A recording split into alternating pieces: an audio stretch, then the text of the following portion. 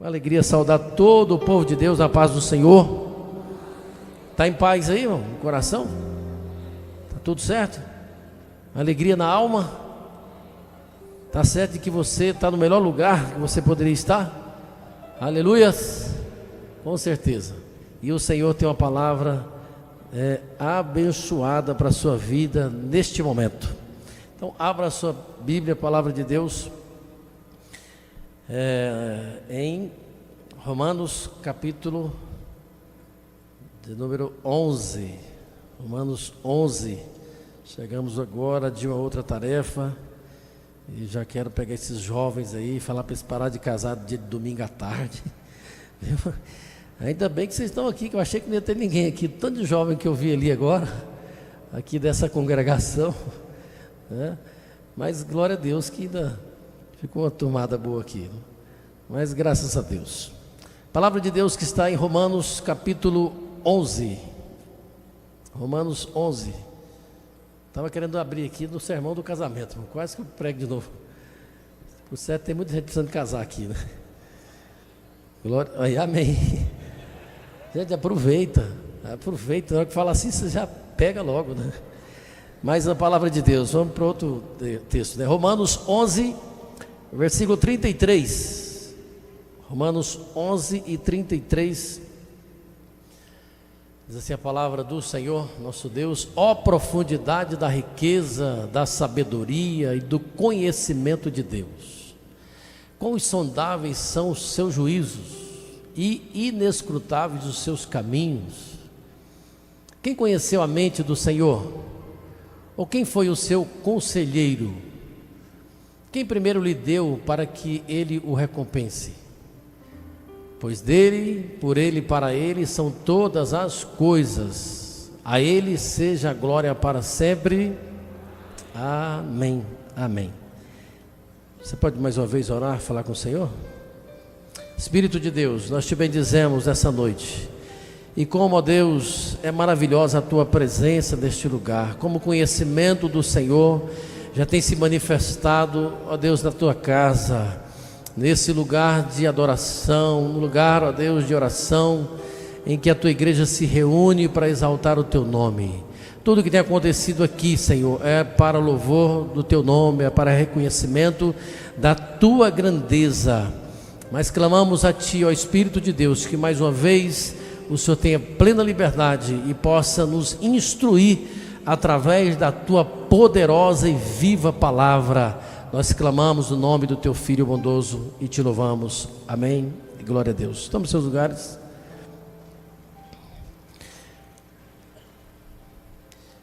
Meus queridos, aqui nós estamos diante de uma palavra que expressa um pouco de todo o conhecimento de Deus.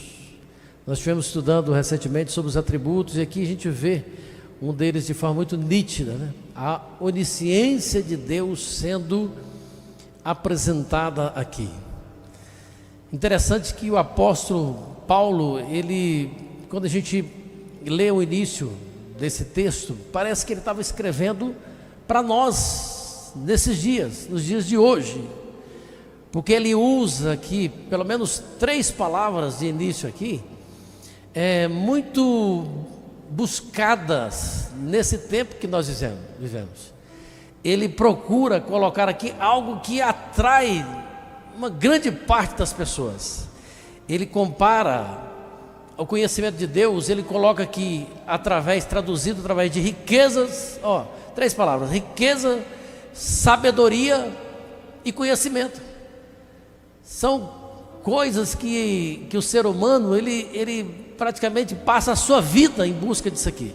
E é errado, pastor? Não é errado, de forma nenhuma. Agora, às vezes o propósito no qual a gente busca essas 3 coisas, sim, que é errado. Até porque a gente vê Salomão, por exemplo, em dado momento, ele pedindo 2 dessas coisas aqui ao Senhor. Ele pediu sabedoria e conhecimento para Deus. Então não é o que ele estava querendo, o que ele estava pedindo, mas era para que ele estava querendo. E como eu disse, então aqui ele já chama a nossa atenção, né? Ele já nos atrai com essas 3 palavras aqui. Ele já busca a nossa atenção aqui. E interessante que depois, mesmo sem pedir riquezas, Salomão foi o homem mais abastado em todo o registro da Bíblia Sagrada.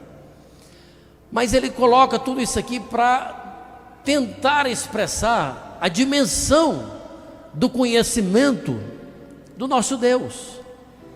E aí ele usa essa palavra da profundidade aqui como algo incomparável. Oh, incomparável! Olha que profundidade da riqueza. Quem é esse? O Senhor Jesus Cristo. Ele é esta profundidade toda da riqueza. Aquilo que é incompreensível, ele quer dizer o seguinte: aquilo que é incompreensível para a mente humana, aquele que conhece todas as coisas. E é interessante que ele, por ser, então, quando a gente fala da onisciência de Deus, nós queremos dizer do conhecimento perfeito, então, de Deus, o conhecimento final, absoluto de Deus. É interessante observar que Deus, ele não aprende, ele não foi aqui provido de nenhum aprendizado.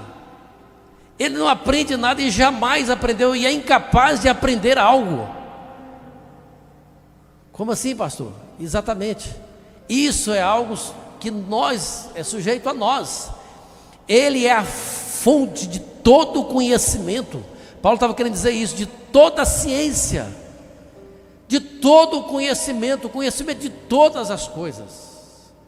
Até porque foi ele, né? E aí a gente vê no discorrer aqui do texto, que foi ele é o Criador. Então ele é o Criador, ele é o sustentador, e ele é o comandante de todas essas coisas. Então ele não necessita. E Isaías 40:13 reforça isso, que quem definiu limites para o Espírito do Senhor, ou o instruiu como seu conselheiro. E aqui a gente vê Paulo tirando aqui desse texto de Isaías, né? No versículo 14 diz que a quem o Senhor consultou que pudesse esclarecê-lo e que lhe ensinasse a julgar com justiça. Então o Senhor, irmãos, ele nunca descobre nada, e ele nunca se surpreende, ele nunca se espanta com coisa alguma. Então você fique tranquilo, acalme o seu coração. Se tem alguém te ameaçando aí, entregar você para Deus, te delatar para o Senhor, ele vai ser fracassado, porque o Senhor já conhece tudo a nosso respeito também. Ele não se surpreende, nada é surpresa para esse Deus. Paulo estava dizendo isso. Não adianta, ele já sabe de tudo, ele sendo o sustentador e o autor de todas as coisas. Agora, como conhecer essas profundezas de Deus? Então, a gente vê isso, o mesmo Paulo fazendo menção, primeiramente pelo Espírito de Deus que penetra todas as coisas, ainda as profundezas de Deus.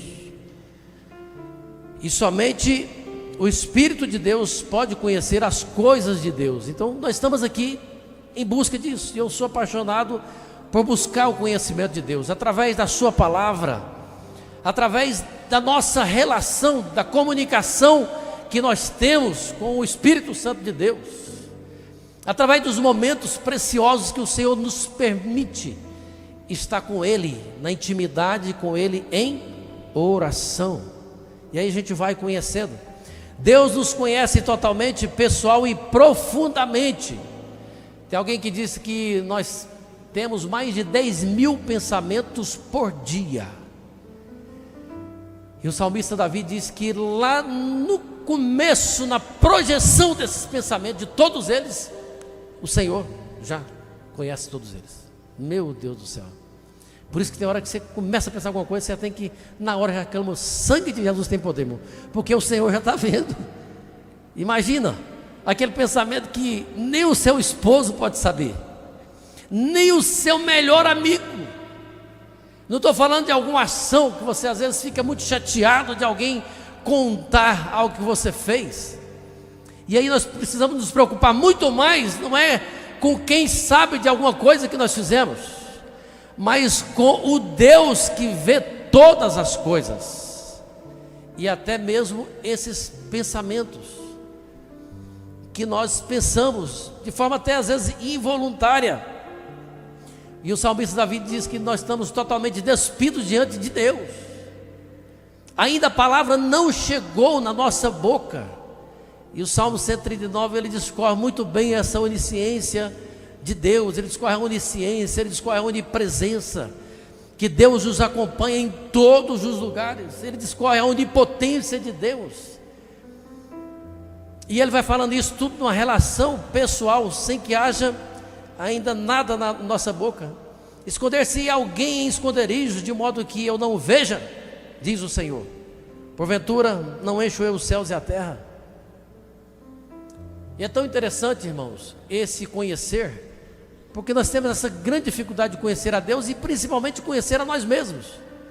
E o Senhor Deus é aquele que conhece a nós mesmos muito mais do que a nós. E tem muito do seu ser que você só conhecerá a partir de Deus, a partir da grandeza de Deus. E é tão interessante, irmãos, esse caso de nós pelo menos tentar nos conhecer um pouco mais, porque nós vamos errar menos, nós vamos melhorar nas nossas relações, nós vamos melhorar no nosso entendimento conosco mesmo, nós vamos conhecer um pouco mais das nossas qualidades, das nossas virtudes, das nossas fraquezas, das nossas limitações. É por isso que uma máxima da filosofia grega era o quê? Diz que estava estampado, né, na entrada de um dos templos lá, do templo de Apolo, que é: conheça a ti mesmo. Então o ser humano, ele busca, ele passa tempo, e precisa mesmo passar tempo para revelar um pouco de si, para esclarecer um pouco de quem ele é. Mas nesse contato em que nós estamos tentando nos conhecer a nós mesmos, nós precisamos buscar conhecer a nós através de Deus. Por isso que a palavra de Deus diz que esconder-se alguém nos esconderijos, de modo que eu não veja, ninguém pode esconder diante do Senhor nosso Deus. Nenhuma exposição do que fizermos ou fizemos ou vamos fazer pode surpreender o seu Deus. Fique em paz no seu coração. Ah, pastor, mas estão falando isso de mim, estão me caluniando, estão falando isso, estão me prejudicando, vai prejudicar a minha carreira. Eu quero dizer para você que ninguém pode impedir aquilo que Deus tem preparado para a sua vida, e Deus conhece a sua vida de frente, por trás, por cima e por baixo. Deus conhece. E se você agora entregou a sua vida a Cristo, você já é regenerado por Deus. Estava preparando essa palavra e me lembrei de um período que, por causa de, por objetivos obscuros, por desejo de poder ou de algo parecido, tem uma época que levantaram uma calúnia grande contra a minha pessoa. E aí alguém, naquele momento, aquele momento turbulento, aquela coisa, e você realmente, do seu lado humano, você fica totalmente fragilizado, temeroso. Mas você tem que ter consciência disso, de que Deus conhece toda a sua vida, e que você precisa ter paz diante de Deus. Aí alguém pergunta: pastor, o senhor vai processar? O senhor vai fazer não sei o quê? O senhor vai revidar? Eu não vou fazer nada. A minha vida está nas mãos de Deus, eu estou em paz. Está tudo tranquilo, está tudo bem. Pastor, mas não é bem assim não, né? Por que aconteceu com o José, que ele foi parar na cadeia? Não, o José passou na cadeia para chefiar a cadeia, para liderar, para fazer um estágio, para uma liderança maior. Não tem nada de perseguição, não tem nada de injustiça. Ele estava sendo ali moldado, alinhado, para ser um grande líder de um país. É isso que ele estava fazendo ali. Por que Paulo ficou preso? Por que vários discípulos de Jesus ficaram presos por causa de um propósito. Paulo teve convicção disso, que as cadeias dele contribuiu para o avanço do Evangelho, para a propagação da palavra de Deus. Ele disse que ele mesmo estando preso, que a palavra estava solta, e ele estava ganhando o povo, os carcereiros, para Jesus Cristo. Então fique em paz no seu coração. Agora é necessário que você confesse, né? Que você se apresente diante do Senhor.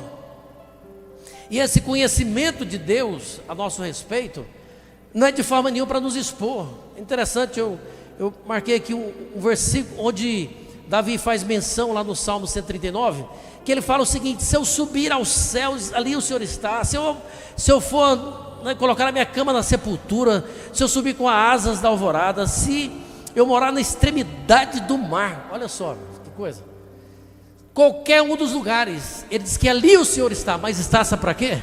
Olha só, está, no versículo 10, mas mesmo ali a tua mão direita me guiará e me susterá. Olha para quê que existe a onisciência de Deus. É para você não se ocultar, irmãos, nem um segundo dos olhos do Senhor, mas não é para Ele ficar te vigiando, é para que Ele esteja te sustentando com a mão poderosa dEle. Não tem coisa mais gloriosa do que isso, tem coisa mais maravilhosa do que isso, você ter essa certeza de que sua mão me guiará. Nós estamos sendo guiados por Deus, mesmo que o caminho está um pouco obscuro, mas nós estamos sendo guiados por Deus, e a mão dEle está nos sustentando. É para isso, irmãos, é por isso que você precisa ter paz no coração. Onde você virar, onde você se virar, né, ali estarão os olhos do Senhor. Então a onisciência de Deus é para que haja o cuidado dEle sobre a sua vida, ainda que você ande pelo vale da sombra da morte, a mão do Senhor vai te sustentar, vai te guiar, e você vai prevalecer no nome de Jesus. Esse é o desejo do coração de Deus. Se tem alguma coisa para ajustar, irmão, nós vamos nos ajustar com Deus. Toda essa relação do conhecimento da onisciência de Davi, eu sou apaixonado nesse Davi, porque é o seguinte: ele busca tudo para si mesmo. Você vê a citação por mais de 20 vezes Davi fazendo aqui nesse Salmo 139, na primeira pessoa. Tu me sondas, tu me conheces, ó, o Senhor me cerca, o Senhor coloca a tua mão por sobre mim, ó, o Senhor. Ele não abre mão, irmãos, dessa presença gloriosa. Em todos os atributos de Deus, nós estudamos sobre isso, que nós precisamos nos aproveitar de todos eles. De todos eles.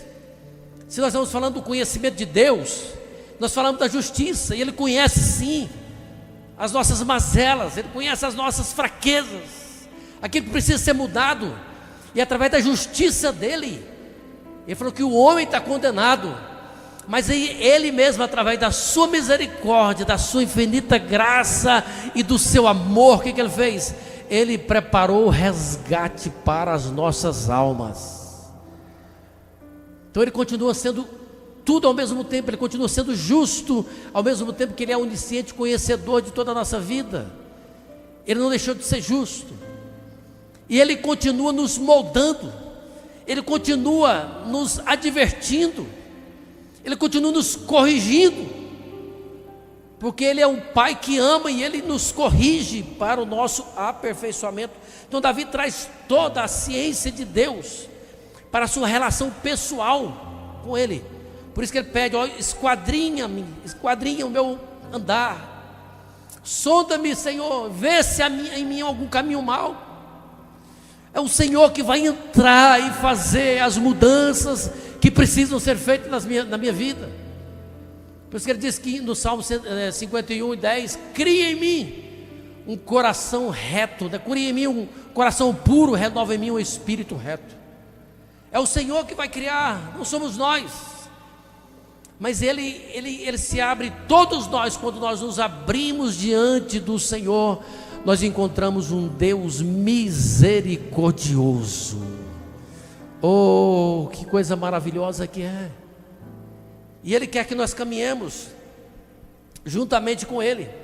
É por isso que no versículo 36, e que fizemos menção, aqui ainda do capítulo 11 de Romanos: pois dele, por ele e para ele são todas as coisas, a ele seja a glória para sempre. O que ele está querendo dizer? Tudo que Deus dá continua sendo dele, e para ele vai voltar. Tudo é dele. Então tudo foi criado por ele, mas tudo continua sustentado por ele. Então todos os nossos talentos são dele. Ele dá, mas ele não perde o controle. Ele te deu a vida, ele te deu o fôlego de vida, mas ele continua sendo sustentador da sua vida. Ele te deu os talentos, ele te deu os dons, ele te deu propriedades, ele te deu tantas habilidades, mas continua sendo dele. Ele é o sustentador e tudo deve voltar para ele. Eclesiastes 12, parece que 7, que diz que o espírito nosso, o pó, o nosso corpo volta à terra como era, e o espírito volta a Deus que o deu. Então tudo vai voltar para ele. Tudo que ele nos dá, os filhos, não é isso? Os filhos são a herança do Senhor, mas continua sendo de Deus. E nós, nesse gesto de reconhecimento da grandeza de Deus, que tudo pertence a Ele, nós devolvemos, Senhor, os nossos filhos. A nossa geração pertence ao Senhor. Estão todos em Tuas mãos, Senhor. E eles são todos para serem usados para a Tua glória. Tudo deve ser usado para a glória de Deus. Então tudo que Ele nos dá é para isso. E tudo que nós sabemos sobre Deus deve nos levar a viver a vontade dEle. É por isso que aqui, esse final do capítulo 11, ele já é uma parte que introduz o capítulo 12 de Romanos. Olha só, tem uma conjunção aqui de ligação dos dois textos no início do capítulo 12. Portanto, irmãos. Portanto, por quê? Então, a partir de tudo que eu disse para vocês, agora eu tenho um rogo, eu tenho uma súplica a fazer a vocês. Eu quero que vocês agora coloquem tudo que eu coloquei para vocês em prática. Eu quero que vocês tirem apenas da teoria do conhecimento. E eu quero dizer o seguinte: que tudo que nós conhecemos sobre Deus, e não usamos isso para a mudança da nossa vida, para o crescimento da nossa vida, nós estamos perdendo o nosso tempo. Tudo que nós conhecemos sobre Ele e não aplicamos no nosso dia a dia, é perda de tempo. Nós estamos perdendo tempo, 100% do tempo. Olha só, por isso que ele diz, esse portanto, então, quer dizer isso. Então, a partir de tudo que eu falei, eu rogo-lhes, pelas misericórdias de Deus, que se ofereçam em sacrifício vivo, santo e agradável a Deus. Esse é o culto racional de vocês. Você pode exaltar o nome do Senhor nosso Deus? Portanto, se vocês realmente têm esse entendimento da grandeza de Deus, do poderio, do cuidado dEle, agora busque tudo isso para que vocês sejam transformados a partir dEle. Olha o versículo 2: não se amoldem ao padrão deste mundo, mas transformem-se pela renovação da sua mente, para que sejam capazes de experimentar e comprovar a boa, agradável e perfeita vontade de Deus. Oh, coisa maravilhosa, né? Que coisa maravilhosa que o Senhor tem preparado para nós. Portanto, se nós já temos consciência disso, esse portanto aqui é mais ou menos o seguinte: você estudou bastante para a prova, portanto, você pode ficar seguro que você vai sair bem essa semana, né? Essa ligação. Portanto, se eu tenho a compreensão e busco esse conhecimento da grandeza de Deus, eu vou conseguir, nós vamos conseguir. É por isso que Paulo, ele coloca toda a intensidade nesse pedido que ele vai fazer. Ele chega a suplicar, esse rogo aqui é uma súplica. Pelo amor de Deus, Não perca tempo, igreja, não perca tempo, vocês se desviando do propósito do Senhor, vocês se contaminando a mente de vocês com as coisas do mundo, mas buscai a renovação da vossa mente, do vosso entendimento, para que vocês possam experimentar qual seja a boa, agradável e perfeita vontade de Deus. Por que boa? É a boa porque é a boa que nós crescemos espiritualmente. E a vontade dele é boa porque nós crescemos moralmente em tudo, em todas as áreas.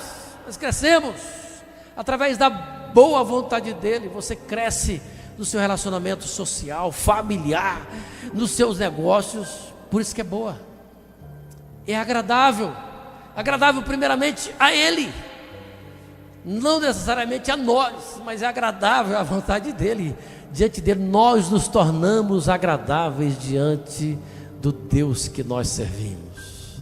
Aí a sua adoração é agradável, o seu culto é agradável, é racional, é algo intenso, é algo sincero. Por isso que é agradável a Deus. Não é isso? Agradável e perfeita. Perfeita porque está além, está acima, né, das projeções humanas. É algo perfeito da parte de Deus. Aí versículo 3: por isso, pela graça que me foi dada, digo a todos vocês, que ninguém tenha de si mesmo um conceito mais elevado do que o que deve ter, mas ao contrário, tenha um conceito equilibrado, de acordo com a medida da fé que Deus lhe concedeu. Assim como cada um de nós tem um corpo com muitos membros, e esses membros não exercem todas a mesma função, assim também em Cristo nós somos muitos, formamos um corpo, e cada membro está ligado a todos os outros, e nós temos diferentes dons de acordo com a graça que nos foi dada. Vocês estão compreendendo? Agora, a partir dessa renovação da mente, desse processo que nós pegamos lá no capítulo 11, nós vamos passando por esse processo que nós estamos aqui nessa noite passando, e aí nós vamos viver o querer de Deus, que é viver como o corpo do Senhor Jesus Cristo, como a igreja dele, como o povo dele, irmãos. Por isso que agora no capítulo 12 ele está passando o seguinte: não, agora eu vou passar para toda aqui a parte prática da vivência de vocês. Como vocês devem proceder? A partir do momento que vocês entenderam, vocês observarem até aqui, quase toda a epístola está falando da graça de Deus, está falando dos remanescentes de Israel, está falando da grandeza de Deus, da incredulidade de Israel, né? Está falando das coisas mais teóricas um pouco. Agora no capítulo 12 ele fala assim: agora é com vocês. Vocês devem se apropriar daquilo que Deus já liberou para a vida de vocês.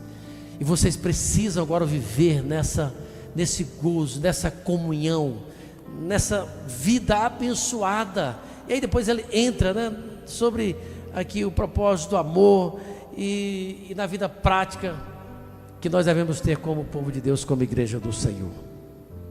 Então ele, aqui agora, no capítulo 12, ele vem buscando para que nós colocamos no nosso dia a dia. É por isso que nós entendemos que o olhar dele é como um raio-x sobre nós.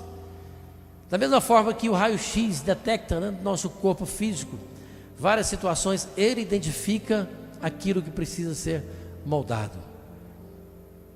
E ele te trouxe aqui nessa noite para fazer os ajustes que precisam ser feitos na sua vida, para fortalecer o seu coração, fortalecer a sua vida espiritual, fortalecer a sua alma, para que você possa continuar agora fazendo a boa, agradável e perfeita vontade dele. Nós vamos fazer através dele, a partir dele. Você pode ficar de pé comigo? E nós vamos falar: precisa ser mudado alguma coisa, precisa ser alinhado. Esse é o momento de nós orarmos, clamarmos por ele. Senhor, analisa, Senhor, o que precisa ser ajustado na minha vida, mas eu quero desfrutar de tudo que o Senhor tem reservado para mim. Eu não quero mais, Senhor, viver, né, das coisas pequenas, viver com as migalhas. Não, o Senhor tem algo melhor para cada um de nós. Quando você chega para se entregar a Ele, Ele já tem novidade de vida, Ele já tem projetos gloriosos para que você possa estar desfrutando, vivendo. Basta que nós confessemos os nossos pecados, basta que nós busquemos essa transformação. Eu estava vendo o tema da nossa revista desse trimestre, né, pastor Moisés? O tema: Jesus Cristo, Filho de Deus, a verdade que transforma. Nós somos transformados a cada dia. Se nós estamos em Cristo, nós vamos sendo transformados pela palavra, transformados pela ação poderosa do Espírito de Deus. Mas é necessário que nós nos rendamos, que nós nos entreguemos a Ele. E é por isso que nós estamos aqui nessa noite. E eu quero convidar você agora que precisa fazer parte desse povo, que você ainda não conhece a Deus, porque você não tem o Espírito de Deus, e somente o Espírito de Deus pode revelá-lo ao seu coração. Então é necessário que você confesse ao Senhor Jesus Cristo como o Senhor da sua vida, e aí Ele vai conduzir a sua vida para a revelação de Deus através do Espírito Santo. É assim que as coisas acontecem. Por isso que eu quero convidar você que ainda não fez a sua decisão, entregando a sua vida a Cristo, que você venha nesse momento. Venha à frente, nós queremos orar por você. Venha receber a salvação que somente há em Cristo Jesus, o nosso Senhor. E você não vai precisar ficar se justificando diante de A, diante de B. Não vai ter necessidade disso, porque o Senhor, Ele conhece tudo, conhece toda a nossa vida. Tudo está diante dEle. E quando você confessa a Cristo, os nossos pecados são todos lavados através do sangue de Cristo Jesus, que foi derramado na cruz do Calvário. Venha à frente. Não viva mais uma vida de engano. Não viva mais como escravo do inimigo. Não tem jeito. Ou eu sirvo ao Senhor Jesus Cristo e o seu reino, ou eu estou servindo o príncipe deste mundo, ou eu estou servindo o império das trevas. É assim. Então saia do seu lugar agora e venha confessar a Cristo Jesus. A palavra de Deus diz: se confessardes os vossos pecados, Ele, o Senhor Deus, é fiel. A fidelidade, o amor dele, eu disse, a misericórdia dele vem sobre nossas vidas, e nós somos perdoados de todos os nossos pecados. Aleluias. Quem já foi perdoado aqui dos seus pecados? Não tem mais nenhuma dívida, não tem mais culpa no cartório, né? Como é bom você viver dessa forma. Ficha limpa. Pastor, mas fiz tanta... se você está em Cristo, você é ficha limpa. Pode tirar uma certidão da sua vida. Pode tirar uma certidão. Mesmo que o inimigo te acuse, você fez. Você fala: ó, Satanás, você esqueceu que o sangue de Cristo me purifica de todo o pecado. Pode vir. Nós queremos celebrar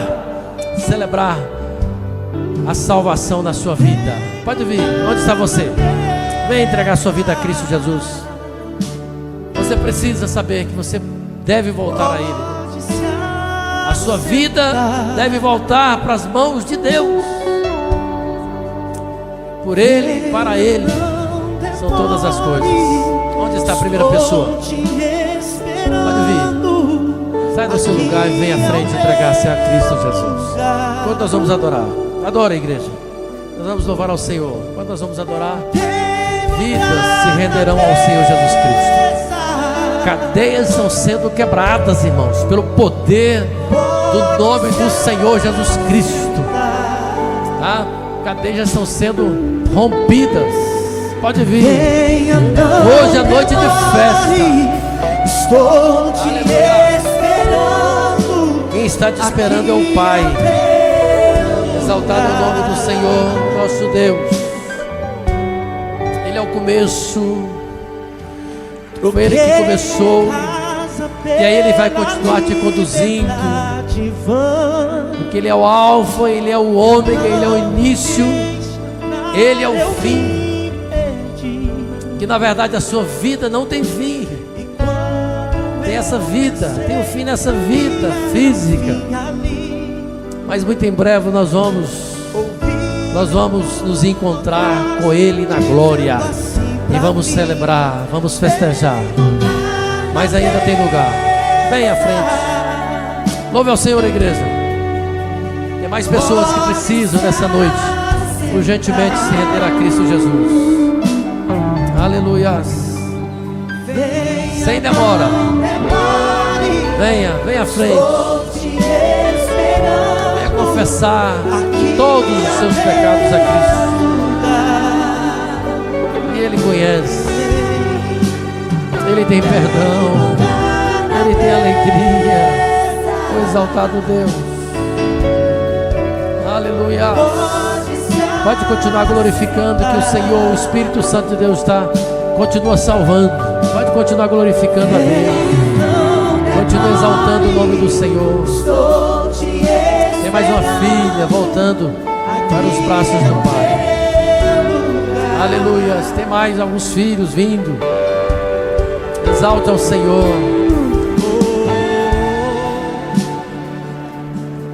Aleluia. Exaltamos a Ti, Senhor. Obrigado, Senhor Deus. Obrigado, Senhor. O amor dele está sendo manifestado nessa noite. O amor do Pai. Ele tem perdão. O inimigo tem acusação, o inimigo tem vergonha, o inimigo tem condenação. Mas o Pai tem amor. O Pai tem gozo. Nós merecíamos o sofrimento do inferno. Mas o que nos aguarda é o gozo, a alegria dos céus. Olha que coisa maravilhosa. Os que estão em Cristo continuam com a sua esperança viva. Nós estamos em Cristo. Cadê você que precisa reconciliar-se com o Senhor?